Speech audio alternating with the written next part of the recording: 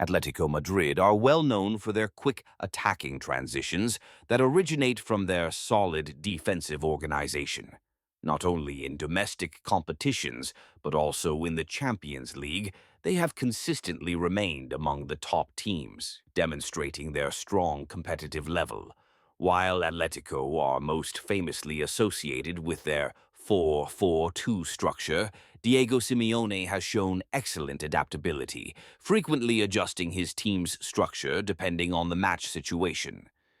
PSV are far from an easy opponent, so it was interesting to see what kind of game plan they would bring against Atletico Madrid.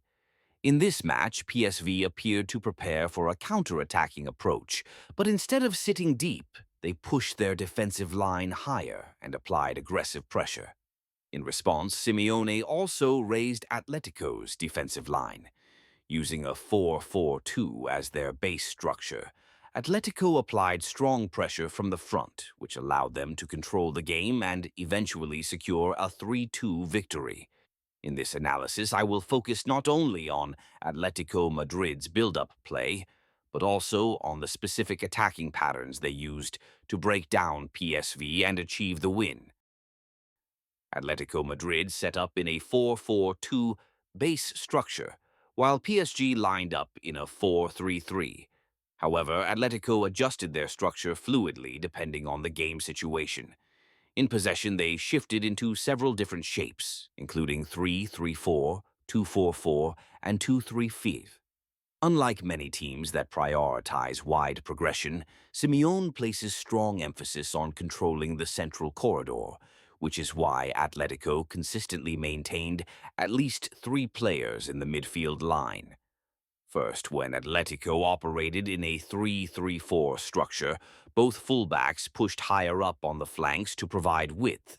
At the same time, Koch dropped deeper to join the defensive line, ensuring stability in the build-up phase.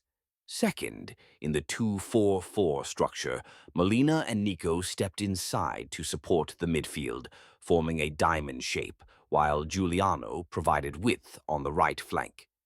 Finally, when Atletico needed to increase their presence in the attacking third, they morphed into a 2-3-5 formation.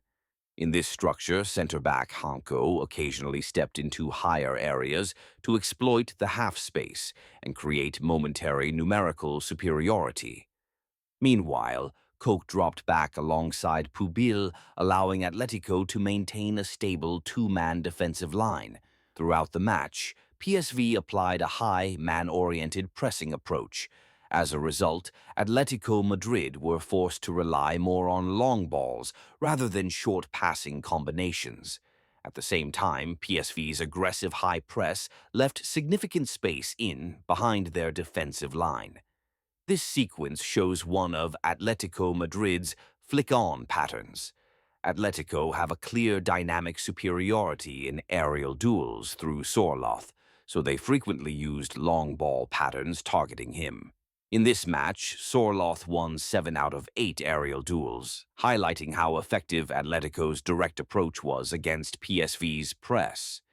Because of PSV's high defensive line, Atletico were able to exploit penetrating runs through long balls and direct passes. To create space for these penetrations, they first used overloads on one side before attacking the opposite area. In this pattern, the left fullback played into the wide attacker to draw PSV's defensive shift. As the opponents moved across, Barrios made a penetrating run into the central space in behind, successfully received the ball, and created a 2-versus-2 situation.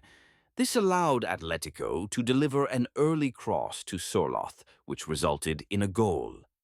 The next pattern is similar. Atletico built up from the central defender to the fullback.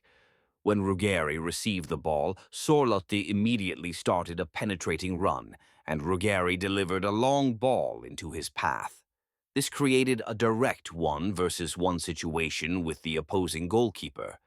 The following pattern also illustrates an overload-to-isolation concept.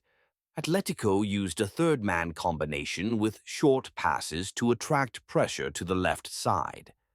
Once PSV shifted across, Koch played a direct switch to the opposite flank, where Giuliano found himself isolated in a one-versus-one situation.